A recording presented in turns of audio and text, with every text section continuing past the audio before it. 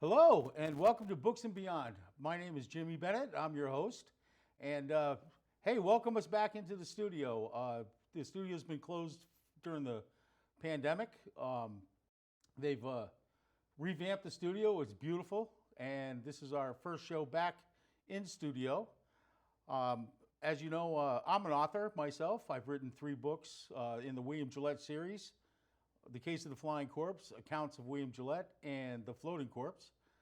And I'm also the co-chairman of the Southeast Connecticut Authors and Publishers Association. Wanted to say that right. And our organization is for writers, illustrators, publishers, agents, whoever wants to either be a writer or improve your writing or network with other writers.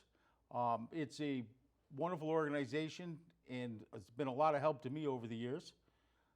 We meet every third Monday at 6:30. Tonight it's by Zoom.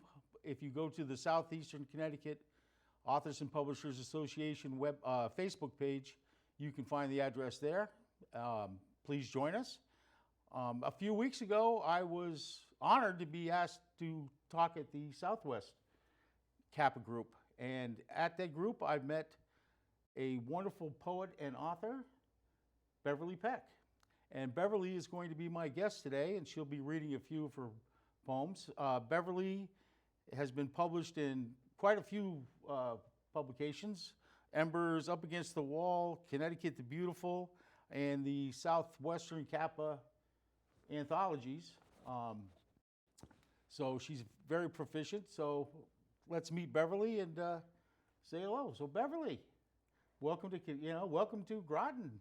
Thank you. Quite a ride from Sheldon. Quite a ride, quite a nice ride. It's Yeah, a nice place to be. At least you had a beautiful day for it. Yes, and I'm happy to be here, and happy that you came and spoke about your books at our meeting, our Zoom meeting, of course. And that's why I'm here. So I'm not in your Kappa, but I'm in the Well, we're all Southwest. Kappas, though. You know, We're all Kappa. We're all Kappa. And your group, you've been part of Kappa for 7 years, you said. I think about 7 years. Yeah. I think so. That's nice. How's the group down there? It's a good group. They seem like nice people. Yes, very nice. And our activities between, our guest speakers, we always love that. And it was wonderful when you were a guest speaker.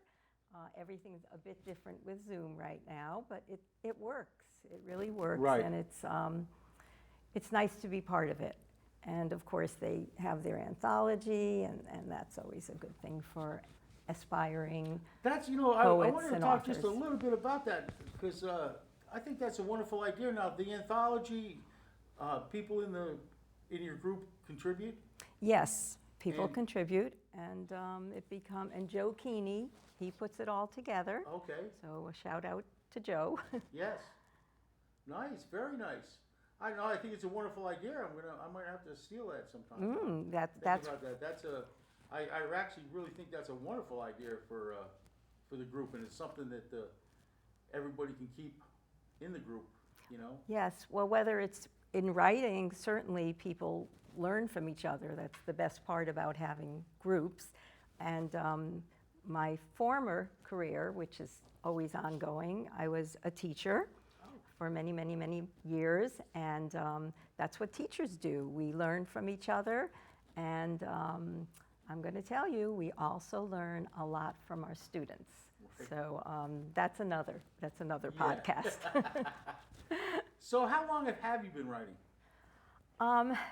The truth of it is, I think I began writing in a way before I was able to hold a pencil correctly. I was always imaginative, and part of being imaginative was my mom loved books, and she was an avid reader, and she often took me with her to the Burroughs Library in downtown Bridgeport, and it's almost like I could still remember the stacks of books, and it just was something exciting, even the smell of library stacks, books. But my mom read to me often, And she also told me stories and cut out paper dolls. So I say that before I was writing, I was learning to write in a way. Actual writing began when I was about 9. I remember I wrote a story called The Hen Princess, and I no longer have a paper copy, but I can tell you I've shared the story with grandchildren along the years, and of course it's probably changed a bit, but that was something. Like my mom, I've always been an avid reader. As a child, the Nancy Drew series was a favorite, and today I love mystery novels, and I think that's part of it. Good.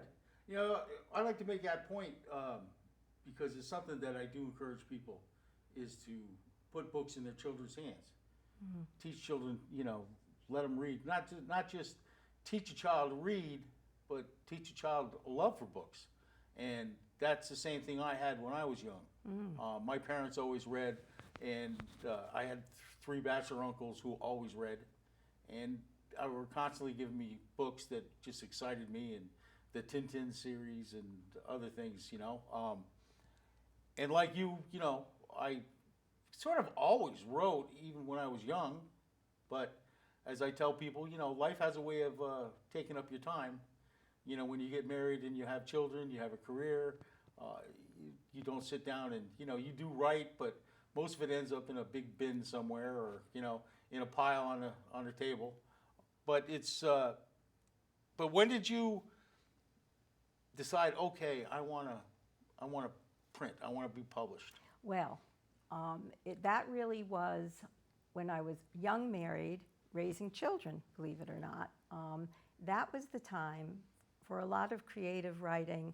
I was part of a poetry group called Mac Harbor's Poets. And Adrienne Wolford, who was a wonderful poet and teacher, she took our group as far as she could. She was very encouraging and such. I think one of my favorite memories was when there was still the Shakespeare Theater in Stratford, and there was a large poetry gathering, Shakespeare on the Green, and that was probably the first time that I actually spoke of my poetry in that group, and there were so many poets, and I was quite young, and really it was like, what am I doing here? But it was so wonderful. Dick Allen was, I don't know if you know him, but he was one of the poets that read that day, so there were some notables, and it was just such an amazing feeling, and I just knew that I knew I would keep writing whether it would go anywhere or not, but that was the beginning of being organized. And then I took many years off from specific writing as a teacher, but it never stops. If you write, you write. Right. I believe if there's that a piece too. of paper, if you've had a dream, if there's a thought, you're going to write. Right. Yep. And poetry, I mean, I'll admit, poetry for me was barroom poetry. You know, be sitting there having a drink, take the bar napkin down, write a poem down. Mm-hmm. Used to give them away stuff. It's funny. Some people still have them. It's kind of funny. You know, that's nice. Of course, things when you're into your 4th or 5th gin and tonic seem a lot more clever, you know, than they really are. But I've always enjoyed it. I've never really been too proficient in it. But I love poetry for the fact that I kind of liken it to this. Like reading a book is like taking a drink of water. But sometimes poetry is like having the water splashed in your face. You know, it hits you, and it really, really resounds with you. And that's what I found reading some poetry. You know, it just wow. You know, and that's, I think, a wonderful thing. Where do you get your inspiration from? Oh my goodness, inspiration comes from within, and it comes from without. It comes from observation. It comes from soul searching, from dreams. Sometimes it comes from just waking up and being there on a new day. Sometimes I am inspired by things going on around me, and sometimes by what's right in front of me.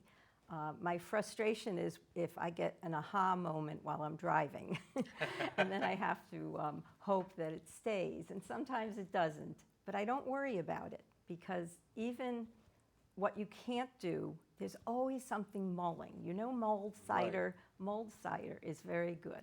Right. And that's a little bit like what I think about with my writing, that even if the times of my life when I am busier than, you know, making it a priority, it's mulling. And for me anyway, sometimes it just comes, and there's always paper at my bedside. There's always scraps of paper, and they're little seeds, right? Kind of like little seeds, and sometimes they become beautiful flowers, hopefully. Yep. Hopefully. I like to share, though, and that's... And sometimes I find this, you know, I want to write, or I want to sit down and do the work, but I have a little trouble getting jump started. How do you do that? Okay, I'll go back to that lovely teacher, Adrienne Wolfert. Now, I know I've seen variations of this particular thing, but she used to tell us that, well, besides telling us you should write every day, which Right. That's very important. I don't do that, but I could advise people to do it. But she would say, if you really just are not feeling it, just keep writing. And literally, take 10 or 15 minutes, have paper or computer or whatever your fingers want to be doing with it, and keep writing, keep writing, keep writing. Even if you're writing down the words, I'm going to keep writing, don't stop writing. And then you start putting other things in, and you just keep doing it. And when that is done, sometimes there's a beginning of a wonderful poem. So as I say, that's one lesson I've kept, and I do that sometimes. But I do know there's lots of things that I don't particularly use, but I don't know. Do you have a special thing? No, I mean, I'm a big proponent of sitting down, and I pretty much try to write every day. I try to take a little time after everything's settled at the end of the day, and you know, I don't really set too many goals in my head. Mm-hmm. If I have a particular scene or something that I want to write, I might, might spend a little bit more time. But if I can knock out a page or two, then I say, okay, I imagine sometimes I just sit there for half an hour, write down 2 sentences and say, okay, Mm-hmm. it's just, but writing mysteries and stuff, probably it's a little different from the fact that you need to keep everything in order, and, something that you read in the first chapter is going to come back up in the 11th chapter, so you have to make sure you put it all together right, that kind of thing. So it's not as spontaneous sometimes as I'd like, the scenes are, but not the plot, But anyways, I'd like to hear one of your poems. Okay, I'm going to begin with navigation in the time of COVID-19. I press forward in my small boat in waters that are strange to me. I am not officially seasick, but my stomach is queasy, my hands unsteady. My eyes seek what was familiar days, weeks, months ago, as I hold my breath, then breathe. I bring to the surface of my mind a boatload of things for which I am grateful.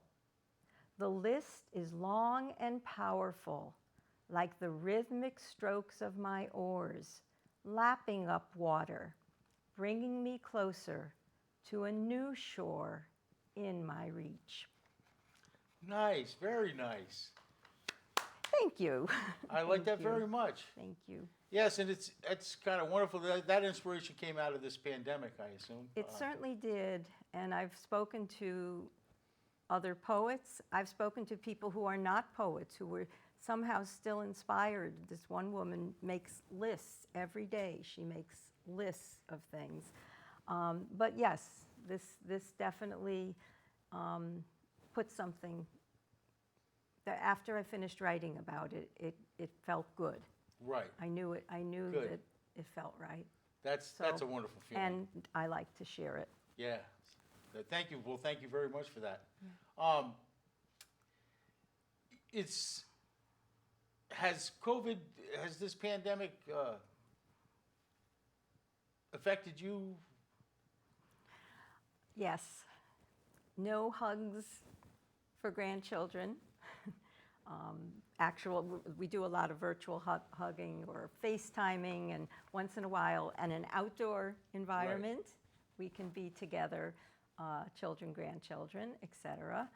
But of course, it affects everybody because it affects me deeply because,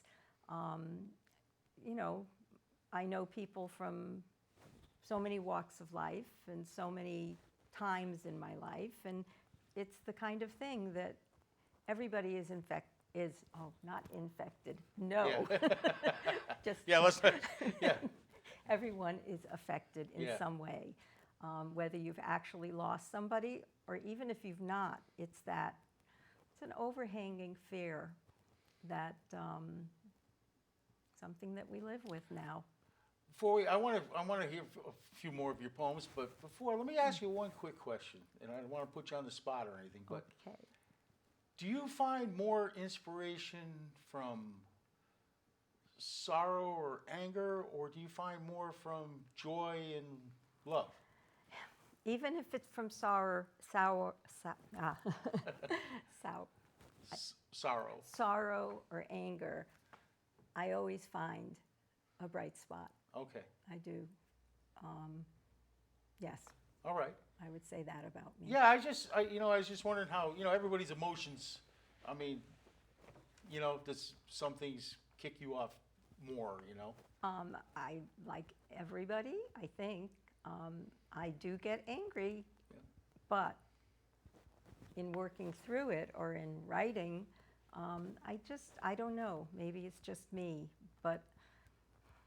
Well, some poets are kind of macabre, and some poets are No. very, down and, heart-wrenching.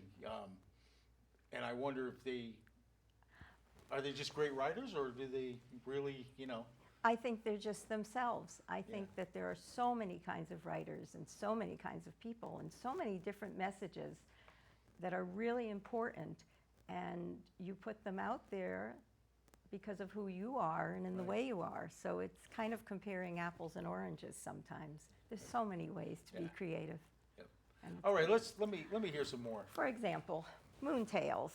This was a collaboration with my sister-in-law, Claire Peck. She's a photographer and artist, and I'm the poet.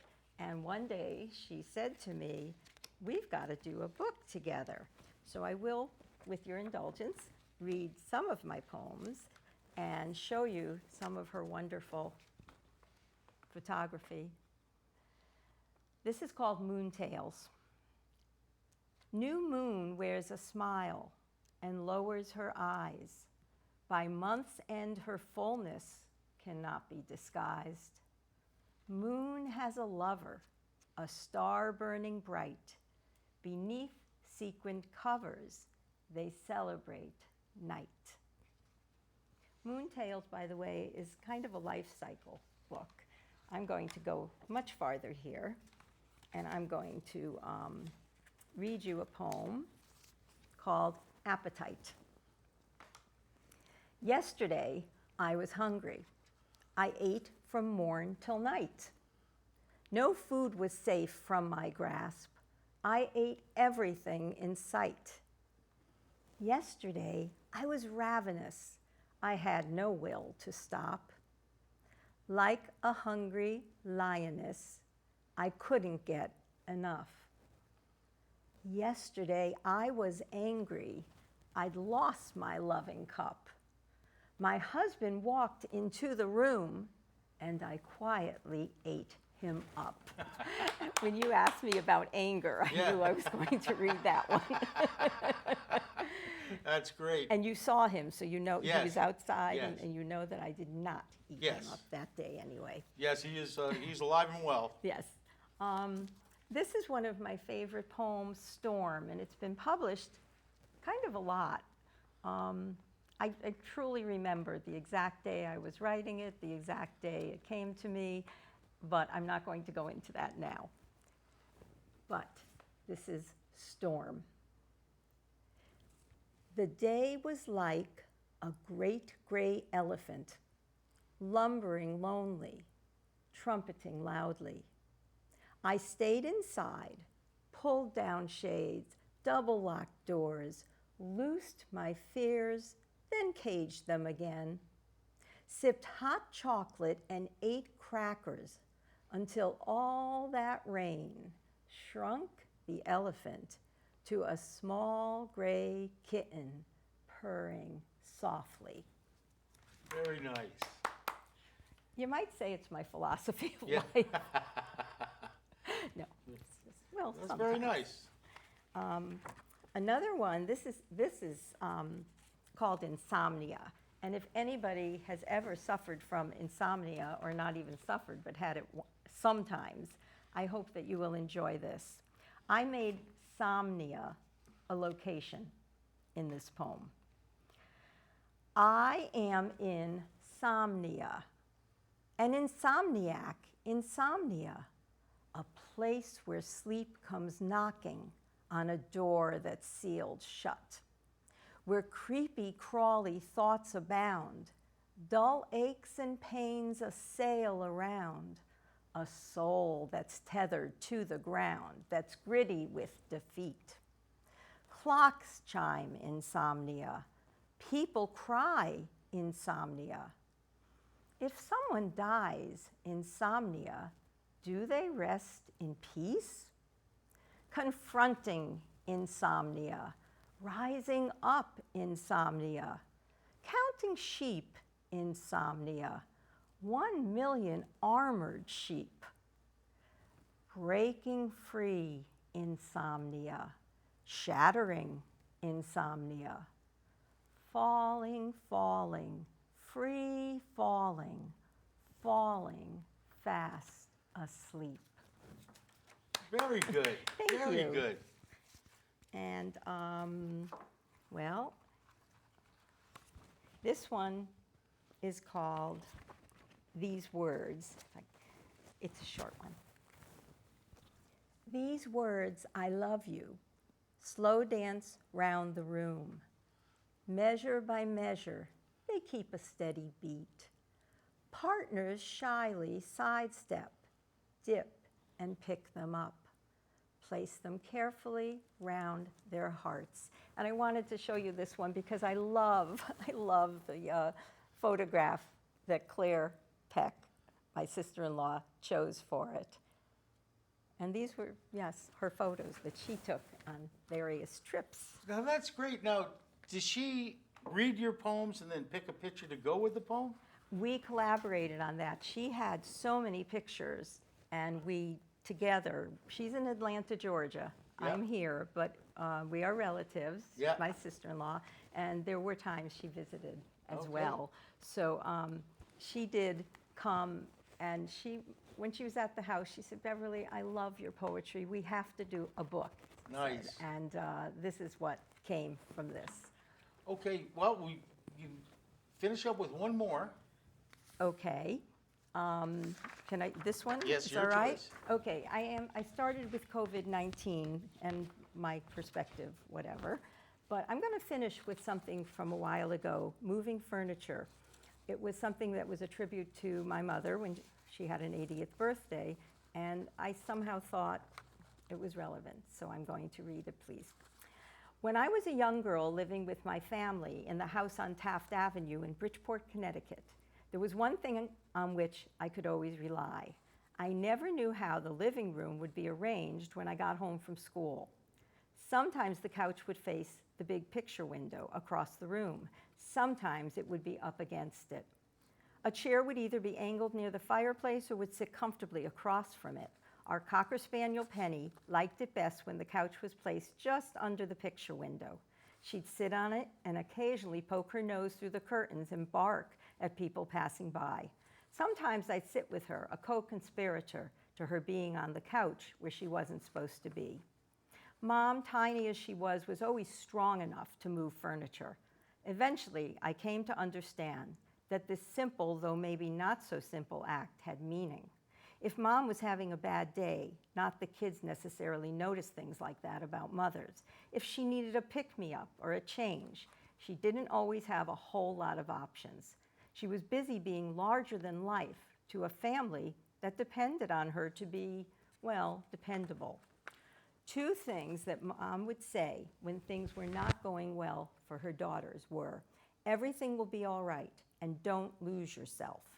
It was as if she wanted to remind us to trust in the future and not lose hope, and that she deemed ourselves to be worth keeping. By Mom's act of rearranging the furniture, she taught me an important lesson. It's not always possible to change things in life, to make bad things not happen, or make good things last forever. We can, however, rearrange furniture and see the same things from a different point of view, which is Very nice, very thank good. you. And that's that. So that I got to say, that was wonderful. Those poems are wonderful. Thank you. I would encourage people. I mean, I think you have really a right idea here about writing down moments in your life. Putting them to poems if you can. I wish we had more time to talk about cadence and rhyming and all that, but I know a lot of that doesn't matter as long as the message comes through the way you want it to. Everybody has their style, Right. so you have to have your. Yeah, and I mean, you see poetry from so many different angles and ways that, like I said, though, I love poetry because poetry seems to me, poetry more captures a moment. It hits you in the face. It splashes cold water on you and makes you go, wow, okay. I see that moment in my mind. And that is a wonderful thing. You capture that wonderfully. Thank you. So your book, we can find. How can we find your book? Well, you can find it at b.peck at att.net. If it's something you're interested in, if you send me off an email, and we will communicate, and I will let you know how you can get it and share the poetry. Good. I know we haven't done any events or anything in a while. I haven't done any book signings. There's been no big book events for quite a while now, so it'll probably be a little while longer. But it's just something that we have to push through, and I'd like to see. And you must be anxious. It's nice that you have so many different poems published in so many different publications. 'Cause Yes. That's nice. It spreads it around, gives everybody a chance to see your talent and see your work. Thank you. Thank you. And thank you very much. It's been wonderful talking to you. Wonderful to hear your poetry. And I'm sure we'll cross paths again in Kappa or somewhere down the road. Are you working on anything right now? Nothing very specific, but the writing happens. You know it. Anybody that writes, especially if you've just had that in you from when you were a young person, it doesn't always go in a straight line, but it does keep happening. It always happens. So I would say to anybody who aspires, don't ever be discouraged. Just write. Yeah, just keep writing. Just keep Keep writing. writing. That's right. Just keep writing. And you know what? We're gonna leave it off at that. Remember, just keep writing. This has been Books and Beyond. My name is Jim Bennett. I'm your host, and Beverly Peck is my guest this week. Everybody, like I say, keep writing. Stay inspired. Hang in there. Stay healthy. Stay safe. And see you next time.